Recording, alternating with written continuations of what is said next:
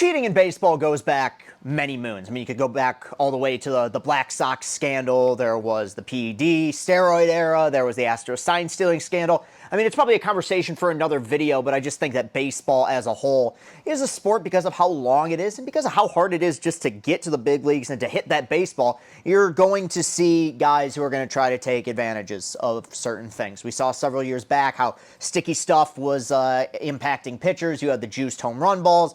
That's all fine and dandy. But one cheating scandal that rarely ever gets talked about, and it's one that's been admitted to, is that of the 1987 Minnesota Twins, and how do I refer to this?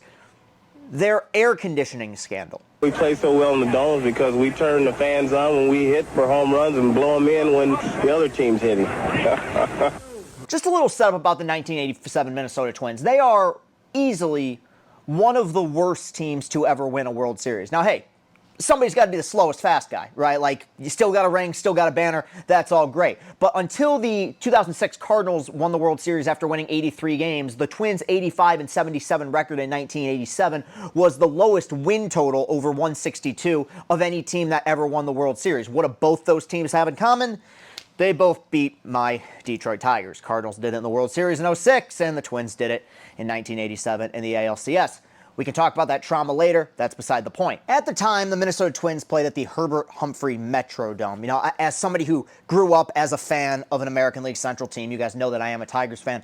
I remember at a young age remembering the Metrodome as one of the first places that I legitimately didn't like playing at. Now, I never went there, but every time the Tigers played there, or anytime a lot of teams played there except for the Yankees in the playoffs, it was generally kind of a house of horrors. It was, if I had to compare it to somewhere, imagine if Tropicana Field was like an actual home field advantage, where it's not a tin can, you have a great fan base in Minnesota, like it got loud and there's just a lot of weird quirks. Now, they don't have that stupid catwalk like Tropicana has, but you're basically playing on concrete with the AstroTurf, artificial turf, whatever you want to call it, that they had there in the Metrodome. Weird things happened there, and nothing weirder than the 1987 season. The Twins had, to their credit, a very legitimate home field advantage. The Twins played 81 home games in the regular season in 1987. They were 56-25 for anyone who wants to do the math at home. That's a 112-win pace. Keep in mind, the team with the most regular season wins over a 162-game season ever was the 2001 Mariners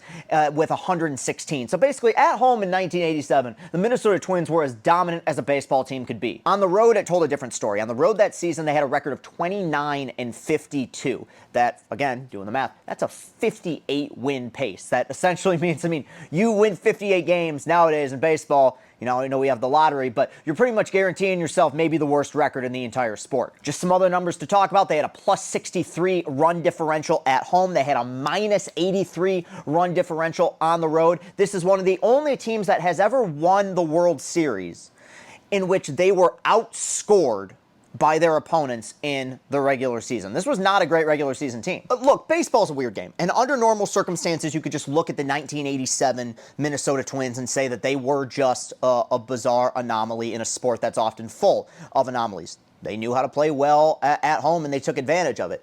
Except, over the last few decades, there's actually been some evidence, including an admittance of guilt, so to speak, by a former superintendent, that the Twins were taking advantage of their home field. At the time, there were opponents that were going up against the Twins at the Metrodome who thought that the airflow at the Metrodome, this is true, was contributing to the Twins' success, because whoever was in charge of the airflow at that particular ballpark was making sure that the wind was blowing out when the Twins were batting, leading to more home runs, and that the wind was blowing in when the other team was batting, leading to more fly balls, ground balls, outs, etc. I know how crazy that sounds. And sadly, similar to the Astros, though even worse, we never have a real example of how much of an advantage this gave the Twins. It's air. Like, you're basically creating wind. You're essentially controlling the weather inside the stadium. but was that enough to help the Twins win the World Series in 1987? Was that their biggest reason, or one of their biggest reasons? What makes this particular scandal different than some of the other cheating scandals in baseball is that this is one that's actually been admitted to.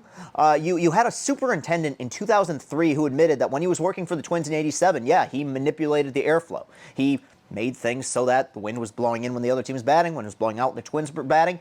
And the kind of coup d'etat, the cherry on top of this sundae, is that the Twins won the 1987 World Series in 7 games. It is one of the few World Series ever played in which the home team won every single game. The Twins went 4-0 at the Metrodome, and they went 0-3 when they went on the road to play the Cardinals in St. Louis. Even though I'm using the word cheating, you know, just because, I don't know, it's a buzzword, and I guess by definition you're bending the rules, I don't believe there's ever been anything in the rule book that says, hey, you can't control the air conditioning in a weird way if you're playing in a dome.